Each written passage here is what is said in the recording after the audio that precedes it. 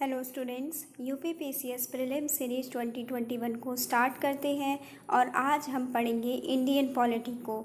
Student, Indian polity में पहला question है, which act of British parliament abolished the east India company monopoly over trade in India. Student, first question में पूछा गया है कि ब्रिटिश पार्लियामेंट के द्वारा ऐसा कौन सा एक्ट पास किया गया था जिसके थ्रू ईस्ट इंडिया कंपनी की इंडिया में ट्रेड करने की मोनोपोली को अबॉलिश कर दिया गया था, उसको समाप्त कर दिया गया था। स्टूडेंट, इसका आंसर है चार्टर एक्ट ऑफ 1813।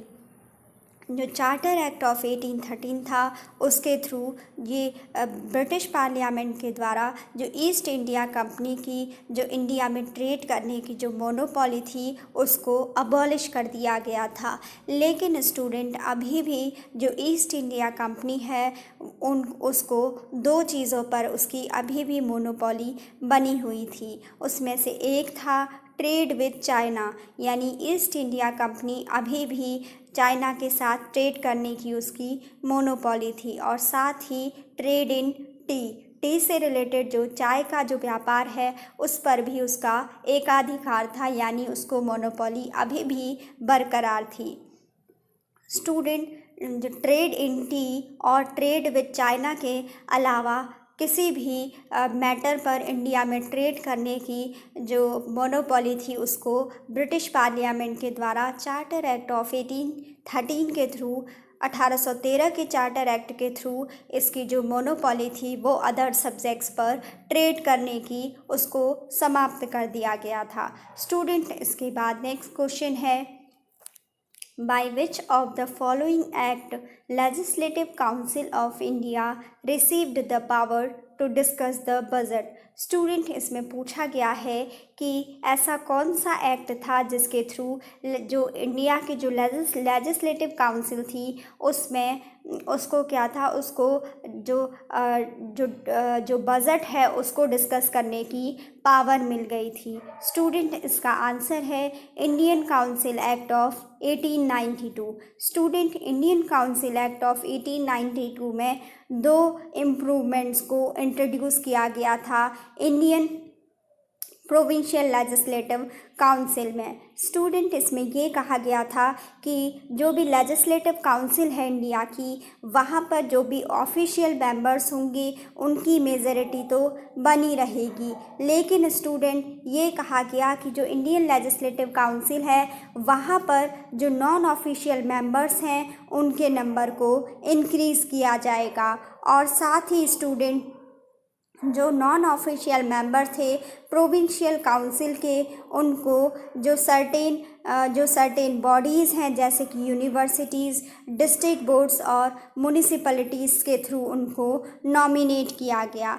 स्टूडेंट, और जो ये इंडियन काउंसिल एक्ट ऑफ 1892 था इसमें एक और इम्प्रूवमेंट ये किया गया कि जो लेजिस्लेटिव काउंसिल्स हैं उसमें जो भी इंडियंस हैं अब वो जो बजट है उस पर डिस्कशन कर सकते हैं और उस पर कोई भी जो क्वेश्चन है उसको पूछ सकते हैं बजट से रिलेटेड। तो स्टूडेंट, जो बजट पर डिस्कशन करने की जो पावर थी जो लेजिस्लेटिव काउंसिल ऑफ इंडिया को जिस एक्ट के थ्रू मिली थी वो है Indian council act of 1892। Student, इसके बाद नेक्स्ट क्वेश्चन है, in which of the following acts the provision was made for the establishment of supreme court at Calcutta. Student, इसमें पूछा गया है कि कौन से एक्ट के थ्रू ऐसा प्रोविज़न बनाया गया कि कलकत्ता में एक सुप्रीम कोर्ट का एस्टैब्लिशमेंट किया जाए। स्टूडेंट, इसका आंसर होगा रेगुलेटिंग एक्ट ऑफ 1773। स्टूडेंट, जो रेगुलेटिंग एक्ट ऑफ 1773 है उसके थ्रू ये कहा गया कि जो सुप्रीम कोर्ट है उसको कलकत्ता में सुप्रीम कोर्ट का एस्टैब्लिशमेंट किया जाना चाहिए। ऐसा प्रोविज़न रेगुलेटिंग एक्ट ऑफ 1773 के थ्रू किया गया था। स्टूडेंट, जो सुप्रीम कोर्ट है जिसको कि 1774 में इस्टेब्लिश किया गया था, इसके फर्स्ट चीफ जस्टिस थे सर एलिजा इम्पे। तो स्टूडेंट इसमें क्वेश्चन क्या था कि ऐसा कौन सा एक्ट था जिसमें कि ये प्रोविज़न किया गया था कि कलकत्ता में एक सुप्रीम कोर्ट का एस्टेब्लिशमेंट किया जाना चाहिए। तो उसके लिए जो उत्तरदायी रेगुलेटिंग एक्ट था वो था रेगुलेटिंग एक्ट ऑफ 1773 और इसके थ्रू ही कलकत्ता में एक सुप्रीम कोर्ट का एस्टेब्लिशमेंट किया गया और सर एलिजाह एम्पे इस सुप्रीम कोर्ट के पहले फर्स्ट चीफ जस्टिस थे। स्टूडेंट इसके बाद नेक्स्ट क्वेश्चन है। नेक्स्ट क्वेश्चन में पूछा गया है which one of the following acts was the federal court in India created. Student इसमें पूछा गया है कि किस एक्ट के थ्रू इंडिया में फेडरल कोर्ट का एस्टेब्लिशमेंट किया गया या फेडरल कोर्ट को बनाया गया। स्टूडेंट इसका आंसर होगा जो government of India act of 1935 है उसके थ्रू हमारे इंडिया में फेडरल कोर्ट का एस्टेब्लिशमेंट किया गया। Government of India act of 1935 के थ्रू ये प्रोविज़न किया गया कि 1 अक्टूबर 1937 को इंडिया में फेडरल कोर्ट का एस्टेब्लिशमेंट किया जाएगा। और स्टूडेंट जो इंडिया में जो फेडरल कोर्ट बनाया गया उसके पहले चीफ जस्टिस थे सर मॉरिस ग्वेयर। स्टूडेंट इसके बाद नेक्स्ट क्वेश्चन है the federal court of India was established in which of the following year. जैसा कि स्टूडेंट अभी हमने पढ़ा कि जो इंडिया में फेडरल कोर्ट का जो एस्टेब्लिशमेंट है उसके लिए रिस्पॉन्सिबल एक्ट था government of India act of उसके लिए government of India act of 1935 responsible था। लेकिन स्टूडेंट अगर ये पूछा जाए कि इंडिया में फेडरल कोर्ट का एस्टेब्लिशमेंट कब किया गया तो इसका आंसर होगा 1 अक्टूबर 1937 में इंडिया में फेडरल कोर्ट का एस्टेब्लिशमेंट किया गया। स्टूडेंट इसके बाद नेक्स्ट क्वेश्चन है। इसमें बताया गया है कि बेसिकली ये इसमें एक्ट दिए गए हैं और उनमें क्या क्या इम्पोर्टेंट काम हुए हैं ये बताया गया है। स्टूडेंट इसमें सबसे पहले आता है रेगुलेटिंग एक्ट ऑफ 1773। जो रेगुलेटिंग एक्ट ऑफ 1773 है इसके थ्रू हमारी इंडिया में सुप्रीम कोर्ट का एस्टेब्लिशमेंट किया गया जिसको कि अभी हमने पढ़ा कि इसके पहले चीफ जस्टिस कौन थे सर एलिजाह एम्पे थे। स्टूडेंट इसके बाद नेक्स्ट एक्ट है पिट्स इंडिया एक्ट ऑफ 1784। जो पिट्स इंडिया एक्ट ऑफ 1784 है इसके थ्रू हमारी कंट्री में इंडिया में establishment of board of control किया गया, यानी बोर्ड ऑफ कंट्रोल को एस्टेब्लिश किया गया। Student board of control and साथ ही जो क्या है बोर्ड ऑफ कंट्रोल और कोर्ट ऑफ डायरेक्टर्स को इसके थ्रू बनाया गया था। स्टूडेंट इसके बाद नेक्स्ट चार्टर एक्ट है charter act of 1813। Charter act of 1813 के थ्रू जो भी इंग्लिश मिशनरीज थी उनको इंडिया में काम करने की, उनको अपना प्रचार प्रसार करने की परमिशन दी गई थी। तो जो चार्टर एक्ट ऑफ 1813 है उसके थ्रू जो इंग्लिश मिशनरीज थी उनको इंडिया में परमिशन दी गई थी काम करने की। स्टूडेंट इसके बाद नेक्स्ट एक्ट है चार्टर एक्ट ऑफ 1833।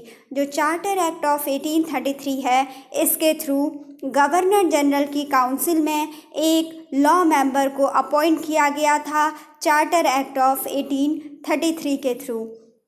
स्टूडेंट इसके बाद नेक्स्ट क्वेश्चन है in the context of Indian history the principle of dyarchy refers to. Student इसमें पूछा गया है कि इंडियन हिस्ट्री के कॉन्टेक्स्ट में जो डायरकी का जो प्रिंसिपल है उसमें डायरकी का क्या मीन्स है। स्टूडेंट इसका आंसर होगा division of the subjects delegated to the provinces into 2 categories. Student जो बेसिकली जो डायरकी शब्द है ये एक ग्रीक वर्ड है और डायआर्की का मीन्स होता है जो कि जो डायरकी है वो डाई और आर्की से मिलकर बना होता है और जिसमें डायरकी का मीन्स होता है डबल रूल। स्टूडेंट, अगर इंडियन हिस्ट्री के कॉन्टेक्स्ट में देखा जाए तो जो प्रिंसिपल ऑफ डायरकी है उसका मीन्स है कि इसको क्या करना, जो लेजिस्लेटिव सब्जेक्ट्स हैं उनको सेंट्रल और प्रोविंशियल कैटेगरीज में डिवाइड करना। स्टूडेंट, जो डायरकी है उसमें ये समझाया गया था कि इसके थ्रू जो भी प्रोविंशियल सब्जेक्ट्स थे उनका फर्दर डिवाइडेशन किया गया था रिजर्व्ड सब्जेक्ट्स और ट्रांसफर्ड सब्जेक्ट्स में। स्टूडेंट, जो भी इम्पॉर्टेंट सब्जेक्ट्स होते थे, कंपेरेटिवली जो इम्पॉर्टेंट होते थे उनको रिजर्व्ड सब्जेक्ट्स कहा जाता था, जैसे कि police, jail, justice, finance and irrigation और ऐसे सभी मैटर्स को गवर्नर के एडमिनिस्ट्रेशन में ही रखा जाता था।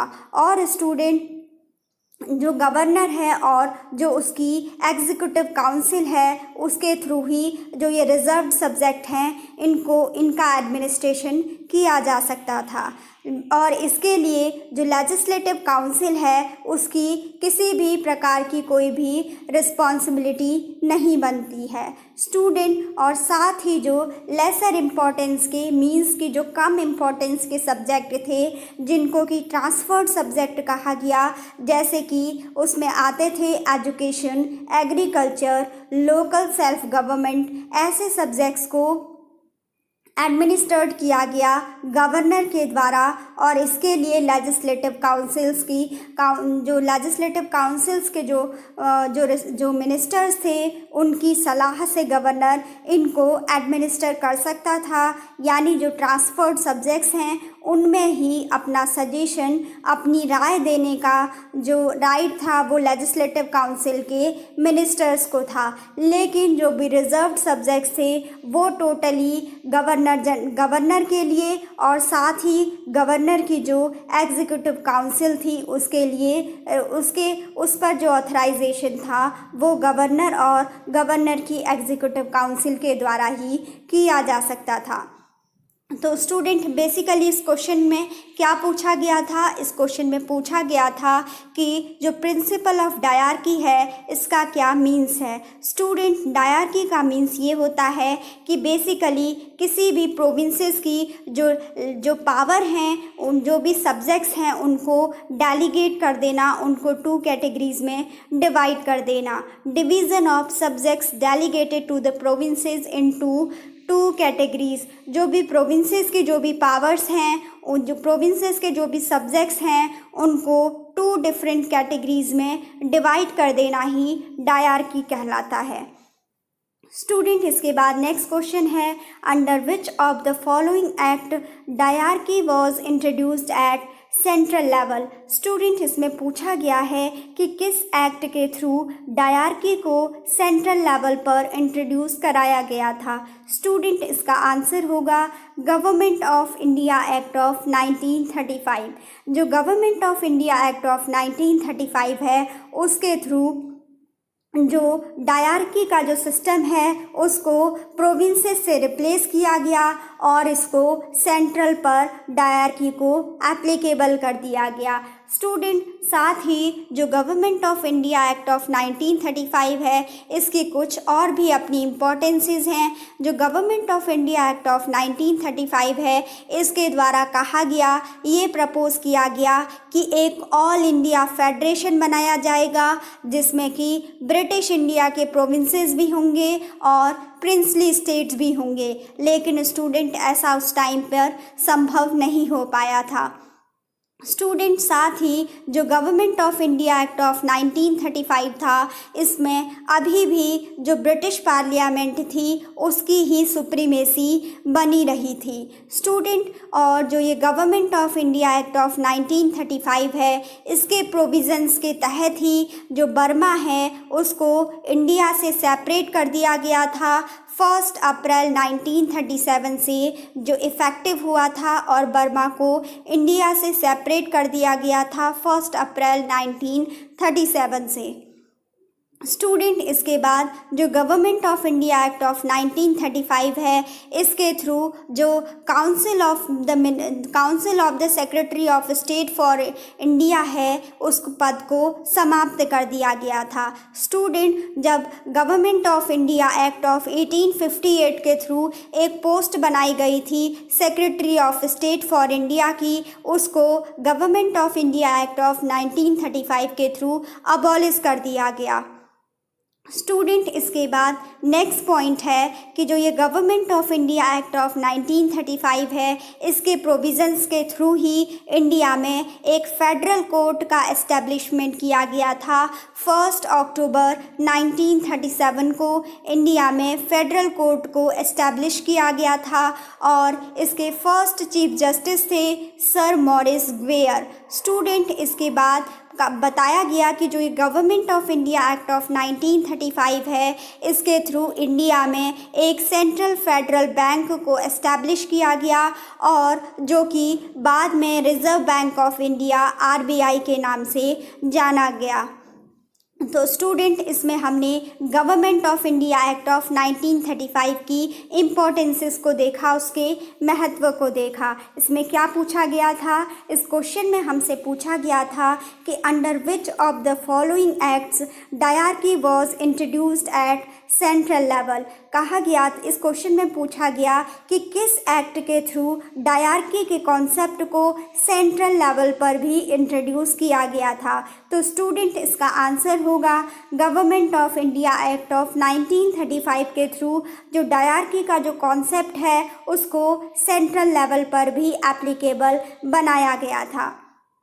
स्टूडेंट इसके बाद नेक्स्ट क्वेश्चन है which of the following acts set up dyarchy system at the central level, जिसको कि स्टूडेंट अभी हमने डिस्क्राइब किया कि सेंट्रल लेवल पर जो डायरकी सिस्टम है, इसको government of India act of 1935 के थ्रू ही लाया गया था।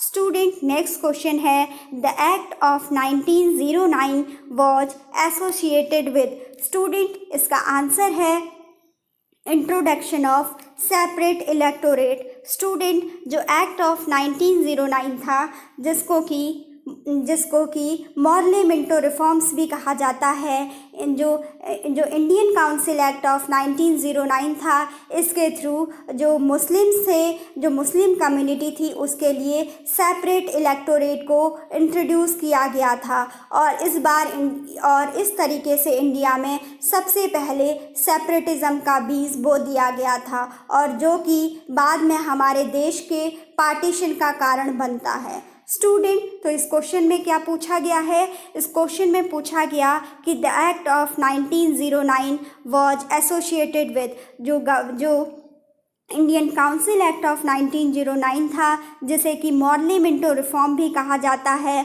उसमें जो मुस्लिम कम्युनिटी है उसके लिए एक सेपरेट इलेक्टोरेट को इंट्रोड्यूस किया गया और इससे क्या हुआ, इंट्रोडक्शन ऑफ सेपरेट इलेक्टोरेट इसमें किया गया। स्टूडेंट इसके बाद नेक्स्ट क्वेश्चन है which of the following are the principal features of the government of India act of 1919। Student इसमें government of India act of 1919 के फीचर्स के बारे में पूछा है।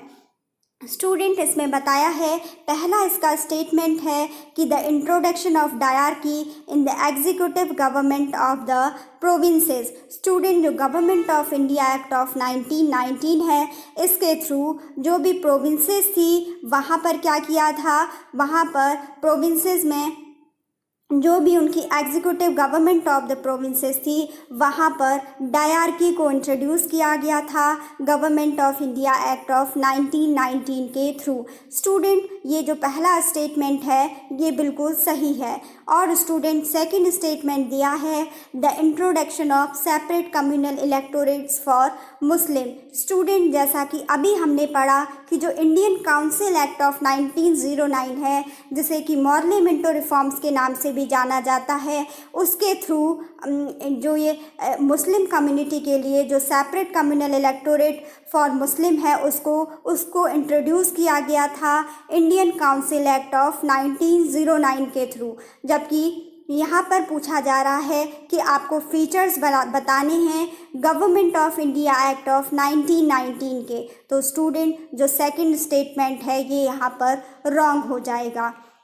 स्टूडेंट इसके बाद जो थर्ड स्टेटमेंट है उसमें कहा गया है devolution of legislative authority by the centre to the provinces. इसमें ये कहा गया है कि जो भी लेजिस्लेटिव अथॉरिटीज़ हैं उसका सेंटर के द्वारा प्रोविंसेस के लिए डिवोल्यूशन किया गया है। तो ये स्टेटमेंट भी बिल्कुल सही है, क्योंकि स्टूडेंट जो government of India act of 1919 था उसके थ्रू जो प्रोविंसेस था, जैसा कि अभी हमने पढ़ा था कि प्रोविंसेस में क्या किया गया था, प्रोविंसेस में डायरकी को एप्लीकेबल बनाया गया था government of India act of 1919 के थ्रू। और इससे क्या कि इससे जो प्रोविंसेस के जो सब्जेक्ट्स थे उनको भी रिजर्व्ड और ट्रांसफर्ड दो कैटेगरीज में फर्दर डिवाइडेशन किया गया था। स्टूडेंट इसके बाद तो इस क्वेश्चन में पहला स्टेटमेंट बिल्कुल सही है,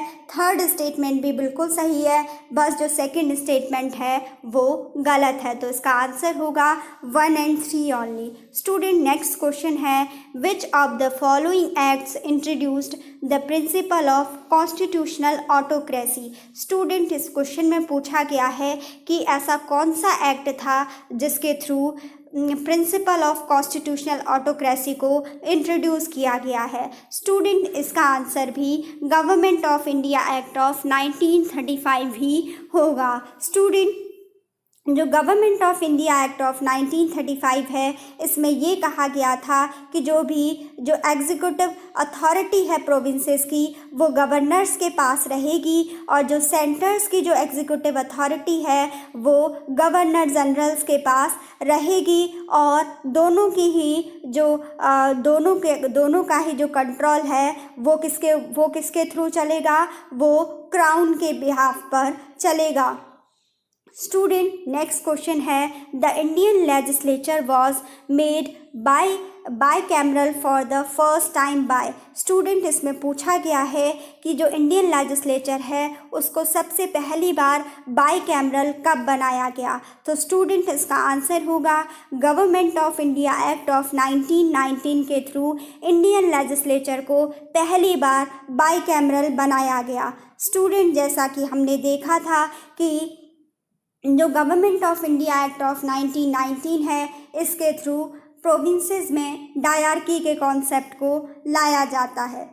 और स्टूडेंट बाईकैमरल का मीन्स यहाँ पर ये है कि जो government of India act of 1919 है इसके थ्रू जो इंडियन लेजिस्लेचर है उसको पहली बार बाईकैमरल बनाया गया था, जिसमें कि एक अपर हाउस था जिसे कि काउंसिल ऑफ स्टेट कहा जाता है, और साथ ही एक लोअर हाउस था जिसे कि लेजिस्लेटिव असेंबली कहा जाता है। स्टूडेंट जो काउंसिल ऑफ स्टेट था उसमें 60 मेंबर्स थे, जिसमें से 34 मेंबर्स इलेक्टेड थे, और स्टूडेंट साथ ही जो लोअर हाउस था जिसे कि लेजिस्लेटिव असेंबली कहा गया वो 140 मेंबर से मिलकर बना था, 140 मेंबर से मिलकर बना था, जिसमें से जो 100 मेंबर्स थे वो इलेक्टेड थे। स्टूडेंट तो इस क्वेश्चन में पूछा गया है कि the Indian legislature was made bicameral for the first time by. तो उसका आंसर होगा by the government of India act of 1919।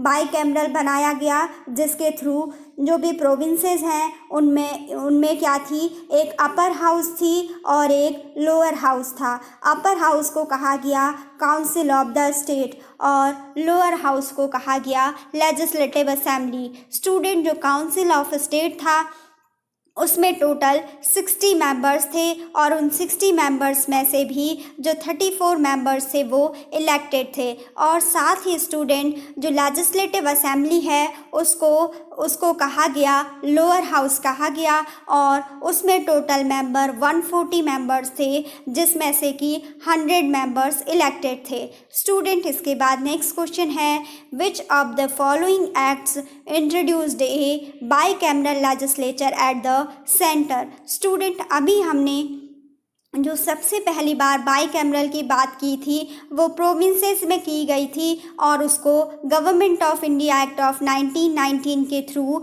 उसको प्रोविंसेस में डायरकी को एप्लीकेबल बनाया गया था और बाईकैमरल भी बनाया गया था स्टूडेंट। लेकिन इस क्वेश्चन में पूछा गया है कि सेंट्रल में पहली बार जो बाईकैमरल लेजिस्लेचर है उसका इंट्रोडक्शन कब किया गया। तो स्टूडेंट मुझे ये लगता है कि इसका जो आंसर होना चाहिए वो होना चाहिए कि सेंट्रल लेवल पर 1935 में लाया गया। लेकिन स्टूडेंट यहाँ पर 1935 कोई ऑप्शन नहीं दिया है। जब भी हम डायरकी की बात करते हैं या बाईकैमरल की बात करते हैं तो उसमें आंसर अगर प्रोविंसेस की बात करें तो तब आता है government of India act of 1919 और अगर बाईकैमरल लेजिस्लेचर की और डायरकी की जब सेंट्रल लेवल पर बात की जाती है तो तब आता है government of India act of 1935। तो स्टूडेंट यहाँ पे इन्होंने आंसर दिया है 1919 एक्ट। लेकिन मुझे ये लगता है कि क्योंकि सेंट्रल की जब हम बात करते हैं तो उसके लिए आता है government of India act of 1935, लेकिन यहाँ पे क्या है वो ऑप्शन ही नहीं है तो इसीलिए 1919 सही हो सकता है। स्टूडेंट इसके बाद नेक्स्ट क्वेश्चन देखते हैं। The power of the president to issue ordinances is a relic of. Student इसमें पूछा गया है कि जो प्रेसिडेंट की जो किसी भी ऑर्डिनेंस को जो इशू करने की पावर है वो कहाँ से ली गई है। स्टूडेंट इसका आंसर है government of India act of 1935 से प्रेसिडेंट के राष्ट्रपति के किसी भी ऑर्डिनेंस को यानी अध्यादेश को जारी करने की जो पावर है जो अथॉरिटी है वो government of India act of 1935 से ही ली गई है। स्टूडेंट बेसिकली जो ब्रिटिश इंडिया में जो गवर्नर जनरल थे उनको ऑर्डिनेंस को प्रोमुलगेट करने की जो पावर थी वो इंडियन काउंसिल एक्ट ऑफ 1861 से ली गई थी और इसके लिए उस टाइम पर जो गवर्नर जनरल हुआ करते थे उनको लेजिस्लेटिव काउंसिल की कोई भी परमिशन की ज़रूरत नहीं पड़ती थी। लेकिन स्टूडेंट जो अब हम अगर प्रेसिडेंट की जो पावर है ऑर्डिनेंस को प्रोमुलगेट करने की ऑर्डिनेंस को जारी करने की तो उसको जो government of India act of 1935 है इसके सेक्शन नंबर 42 से लिया गया है और जो प्रेसिडेंट की जो ऑर्डिनेंस को इशू करने की पावर होती है वो अंडर आर्टिकल 123 में दी गई है।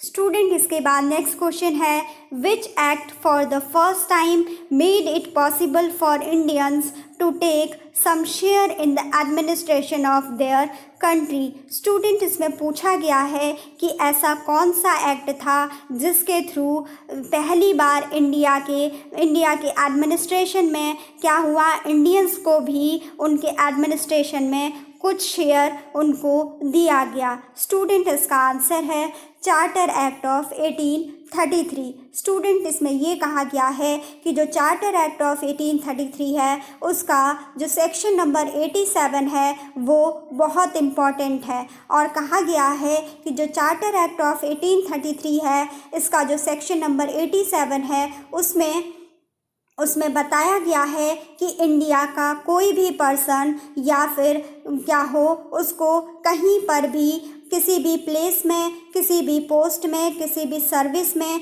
जो कि कंपनी के द्वारा दी जा रही हो उस पर रिलीजन के बेसिस पर प्लेस ऑफ बर्थ के बेसिस पर डिसेंट या कलर के बेसिस पर किसी भी प्रकार का कोई भेदभाव किसी भी इंडियन के साथ नहीं किया जाएगा। और स्टूडेंट इसमें ये कहा गया कि जो सेक्शन 87 है चार्टर एक्ट ऑफ 1833 का इसमें ये कहा गया कि इसने सबसे पहले जो इंडियन का एडमिनिस्ट्रेशन में जो पार्टिसिपेशन है इसकी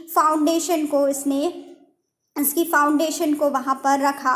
पहली बार जो इंडियंस का जो एडमिनिस्ट्रेशन में जो पार्टिसिपेशन है उसको इंश्योर किया जब वहाँ पर पॉलिटिकल मूवमेंट हो रहा था। तो स्टूडेंट इसका आंसर है चार्टर एक्ट ऑफ 1833। स्टूडेंट आज के क्वेश्चंस यहीं तक रखते हैं और आई होप आपको समझ में आया हो। Thanks for watching.